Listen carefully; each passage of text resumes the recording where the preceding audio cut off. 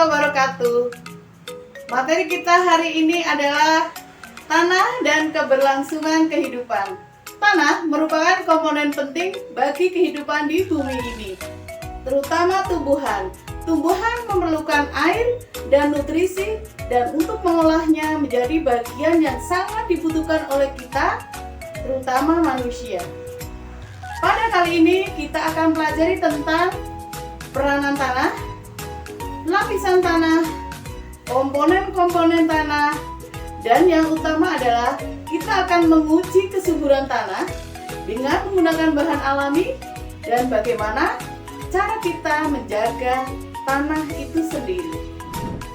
Mari kita pelajari materi uji kesuburan tentang tanah yang sebelumnya kita juga harus mempelajari tentang tanah itu sendiri.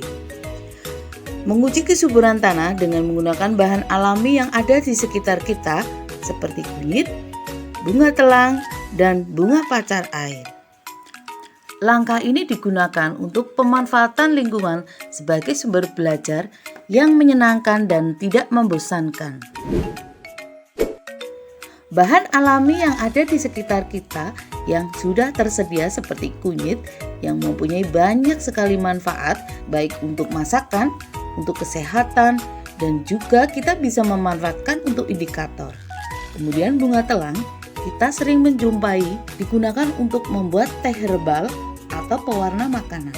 Dan bunga pacar air kita menjumpainya di halaman-halaman rumah yang mempunyai warna yang sangat indah. Tanah dan keberlangsungan kehidupan. Peranan tanah. Tanah adalah komponen penting dalam kelangsungan hidup di bumi. Misalnya tumbuhan. Tumbuhan membutuhkan unsur hara atau nutrisi dalam tanah berupa mineral dan air. Seperti tanaman polong-polongan dan kacang-kacangan juga membutuhkan bakteri dalam tanah untuk membantu akar menyerap dan mengolah hara. Coba kita bayangkan jika tidak ada daratan di bumi ini, di manakah makhluk hidup akan tinggal? Siapa yang akan menguraikan sampah? Dan apa saja komponen yang ada di dalam tanah? Mari kita pelajari materi ini dengan seksama. Mulai dari fungsi tanah. Yang pertama adalah tanah sebagai tempat hidup tumbuhan. Yang kedua, tanah sebagai tempat hidup bakteri dan mikroorganisme. Yang ketiga, peran tanah dalam menunjang kesehatan dan penyedia kebutuhan manusia. Keempat, tanah juga sebagai bahan bangunan atau rumah. Kemudian, yang kelima, tanah penyedia dan penyaring tanah. Tanah juga sebagai tempat tinggal manusia dan hewan.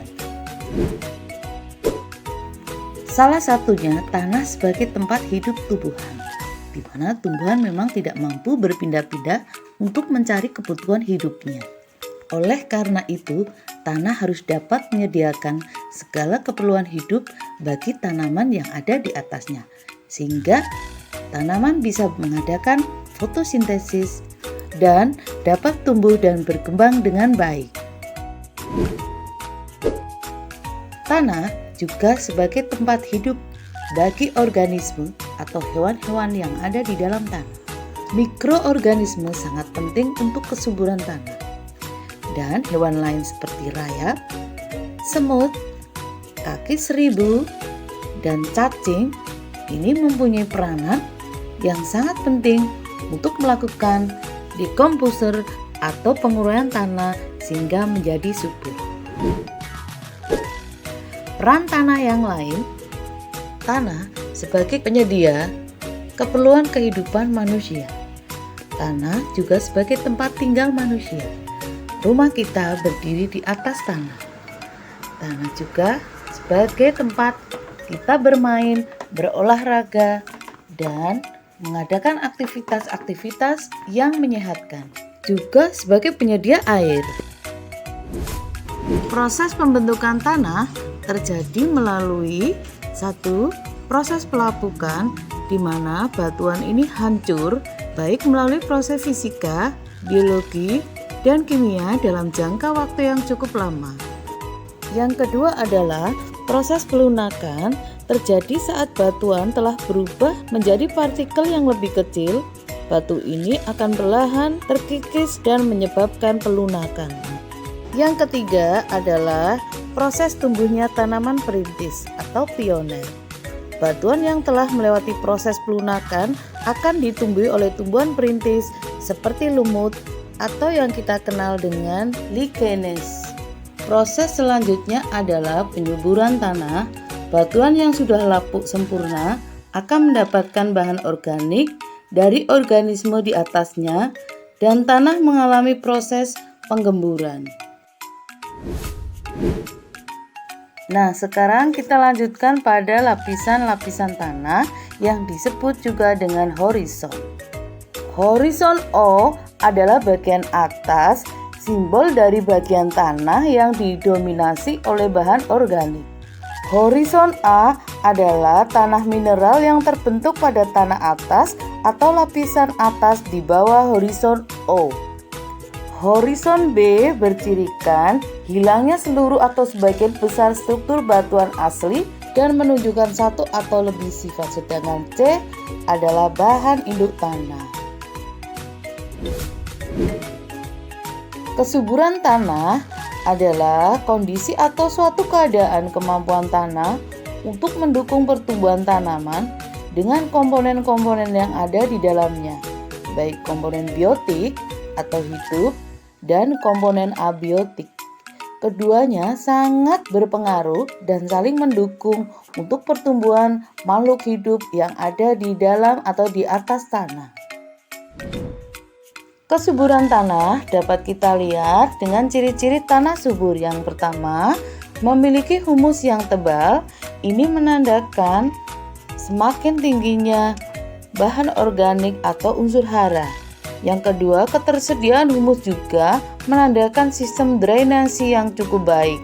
Humus yang tebal meningkatkan daya isap air, memiliki pH netral, memiliki tekstur lempung, dan memiliki biota tanah yang baik. Untuk melihat kesuburan tanah, kita bisa melihat melalui pH atau keasaman tanah. Mari kita lihat perbedaan berdasarkan nilai pH pada tanah. Tanah dengan pH 1-6 atau asam biasanya memiliki unsur yang sangat kecil atau berkurang sehingga tidak baik untuk pertumbuhan tanaman. Dan untuk menetralkan kita perlu memberikan kapur. Yang kedua adalah pada pH 7 atau netral, ini unsur haranya seimbang sehingga sangat baik untuk pertumbuhan tanaman. Yang ketiga adalah pada pH 8-14 atau basah, kondisi tanah kurang subur dan perlu amonium sulfat. Sebelum menguji kesuburan tanah, mari kita buat indikator dari bahan dasar pewarna alami, bunga telang dan bunga pacar air karya anak Spenagan. Mari kita lihat cara pembuatannya.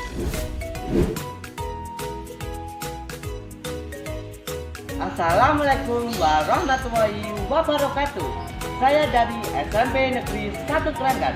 Perkenalkan, nama saya Divana Faria Saputra.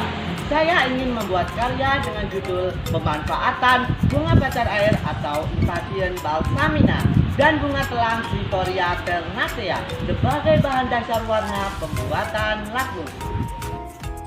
Siapkan semua alat dan bahan dalam keadaan bersih. Yang pertama ada bunga telang atau Clitoria ternatea dan bunga pacar air atau Impatiens balsamina. Dan ada juga cawan petri. Lalu ada alkohol 70%. Lalu ada aluminium foil. Lalu ada kertas saring. Lalu ada gelas Erlenmeyer. Dan ada spatula. Lalu ada mortar penumbuk. lalu ada gelas ukur, dan di sebelah saya ada open dan loyang. Setelah itu kita pisahkan bunga pacar air dan bunga telang dari kelopaknya. Ambil bagian mahkotanya saja.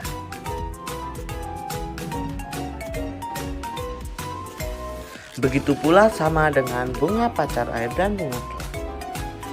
Setelah semua selesai dipisahkan, sekarang kita siapkan oven. Kemudian panaskan oven dengan suhu sampai 80 derajat Celcius. Sampai menunggu oven panas, kita akan masukkan bunga pacar air dan bunga telang yang sudah diambil bagian mahkotanya saja, lalu kita ratakan pada loyang.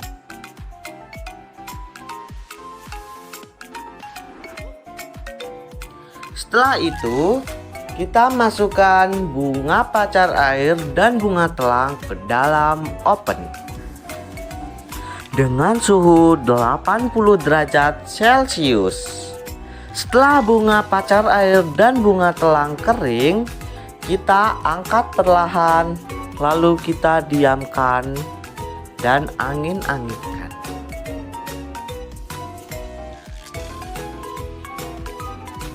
Setelah bunga pacar air dan bunga telang kering, kita masukkan ke dalam cawan Petri.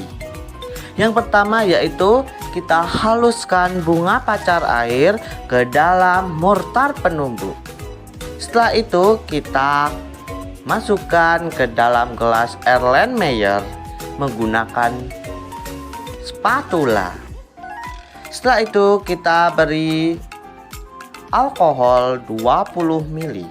Perbandingannya adalah 2 gram serbuk ekstra bunga pacar air banding 20 ml alkohol 70%. Setelah itu kita masukkan kertas saring ke dalam gelas Erlenmeyer.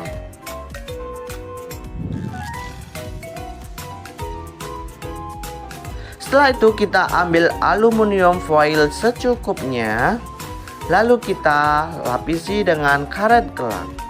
Tahap kedua yaitu sama seperti tadi, haluskan bunga telang, lalu kita masukkan ke dalam gelas Erlenmeyer, lalu kita kasih alkohol 20 ml. Setelah itu kita aduk sampai ekstrak bunga telangnya larut ke dalam alkohol tersebut. Setelah itu kita masukkan kertas saring ke dalam gelas Erlenmeyer. Selanjutnya kita tekan-tekan kertas saring agar tercampur dengan ekstrak bunga telang. Kemudian kita ambil aluminium foil secukupnya. Tutupkan pada gelas Erlenmeyer diserta dengan karet gelang.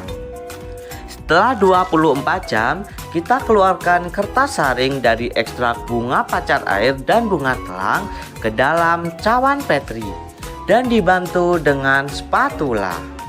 Setelah itu, kita jemur di atas tampah yang steril. Penelitian ini adalah ekstrak bunga pacar air dan bunga telang dapat digunakan sebagai bahan warna utama pembuatan kertas lakmus karena mengandung antosianin. Penelitian yang dilaksanakan adalah observasi dan eksperimen. Analisa data yang digunakan adalah deskriptif kualitatif dan uji organoleptik untuk menggambarkan hasil penelitian.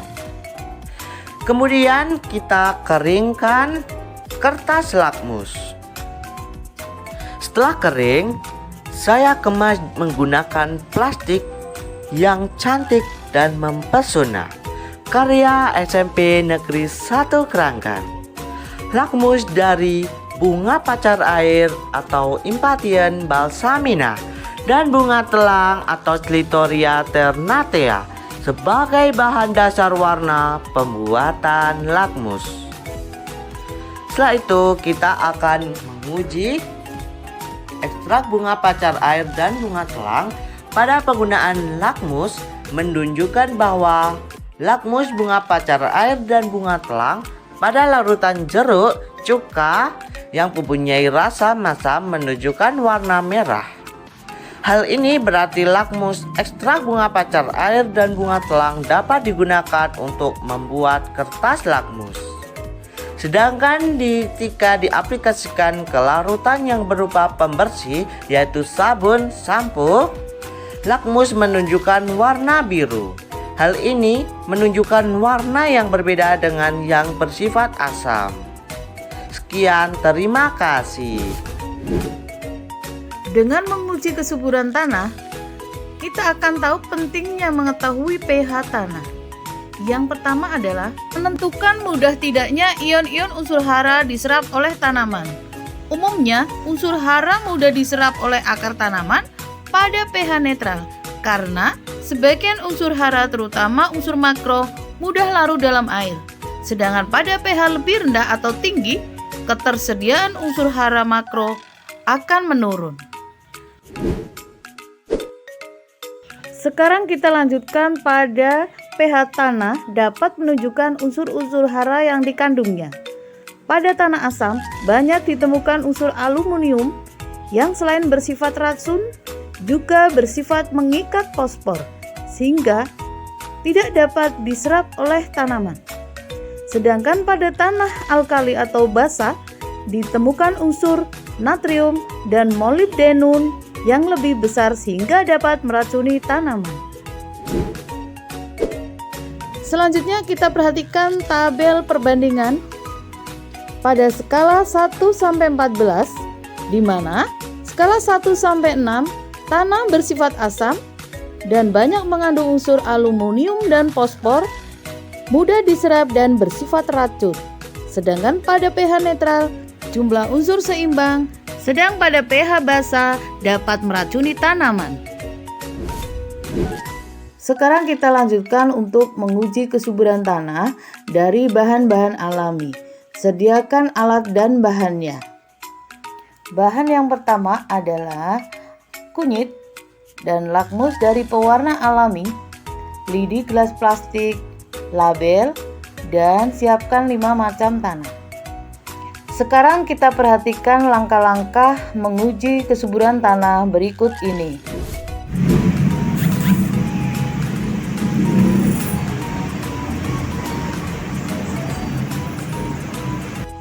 Alat bahannya kita siapkan dulu. Yang pertama kunyit.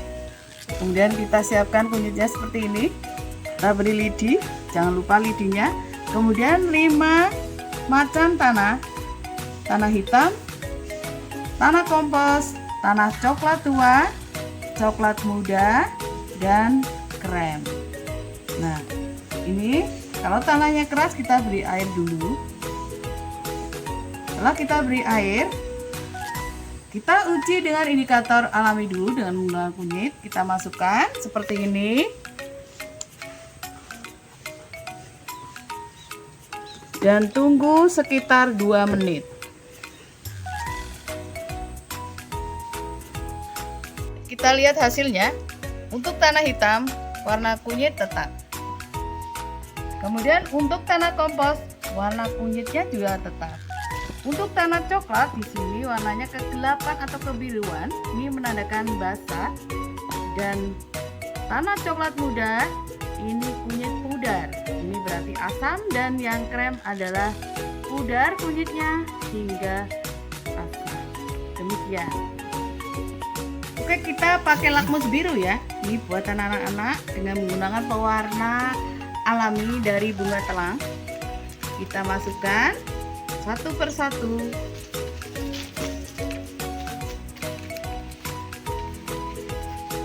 Kita masukkan satu persatu.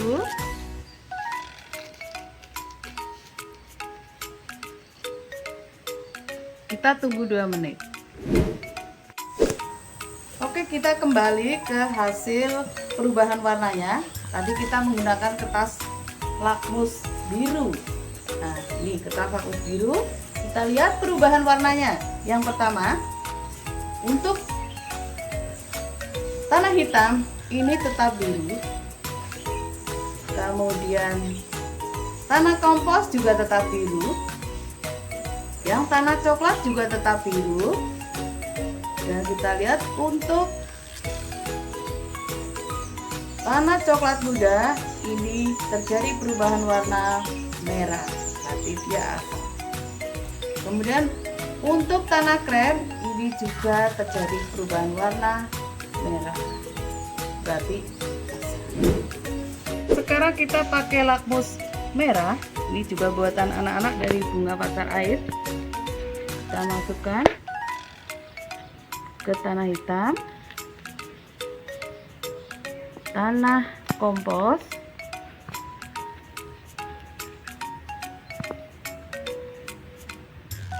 tanah coklat, dan tanah krem, kemudian tanah yang terakhir tanah krem. Oke, kita tunggu 2 menit. Oke, kita lihat hasilnya untuk lakmus merah ya. Untuk tanah hitam ini bisa dilihat lakmus merah ini tetap merah. Kemudian yang di tanah kompos merah juga merah, ini berarti netral. Kemudian untuk tanah coklat merah berubah menjadi biru, ini berarti tanah coklat basah. Kemudian untuk tanah coklat muda ini juga merah, tetap merah. Dan tanah krem juga tetap merah, ini berarti asam. Sekian penjelasan kami tentang penggunaan lakmus merah dan biru. Terima kasih. Setelah kita melakukan percobaan pembuatan lakmus dari bahan pewarna alami, bunga telang dan bunga pacar air, dan kita sudah melakukan uji coba kandungan unsur hara pada tanah dengan menggunakan lakmus merah dan lakmus biru dari bahan pewarna alami, maka dapat diperoleh hasil sebagai berikut. Untuk lakmus biru pada tanah hitam dan tanah kompos ini menunjukkan warna tetap biru yang berarti netral. Kemudian untuk lakmus merah di sana untuk tanah kompos dan tanah hitam warna tetap yang artinya kedua tanah ini adalah netral, dan ini menunjukkan bahwa kandungan pada tanah tersebut seimbang dan sangat bagus untuk ditanami. Kemudian untuk tanah coklat pada lakmus biru tetap biru, pada lakmus merah berubah menjadi biru. Ini menandakan bahwa tanah coklat bersifat basah, yang artinya tanah tersebut kurang subur untuk ditanami tanaman sehingga perlu ada penambahan amonium sulfat. Kemudian berdasarkan hasil pengamatan ditemukan bahwa untuk tanah coklat muda dan krem pada lakmus biru berubah menjadi merah, lakmus merah tetap merah.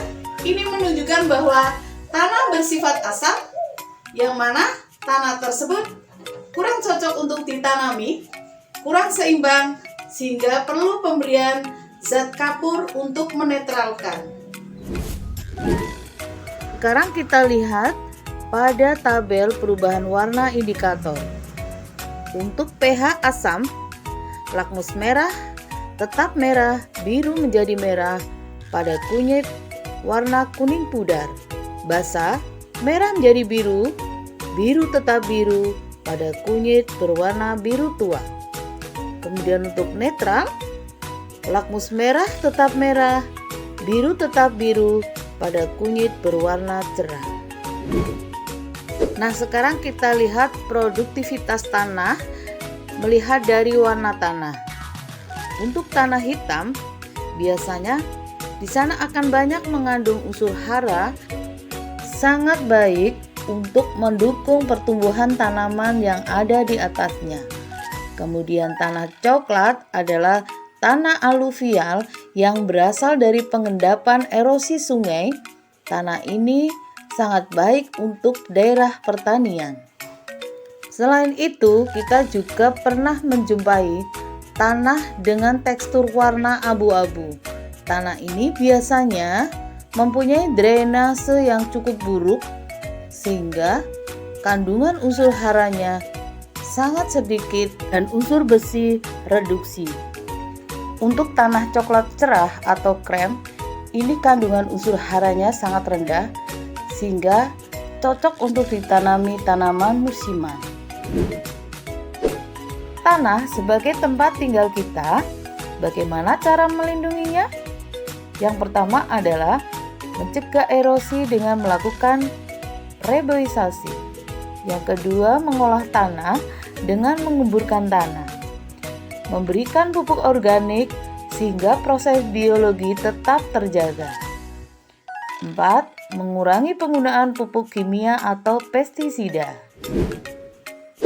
Ketika lingkungan di sekitar kita berubah, pasti ada perubahan di dalamnya. Bagaimana langkahnya? Mari kita jaga bumi dan dia akan menjagamu. Lestarikan alam untuk masa depan lebih baik.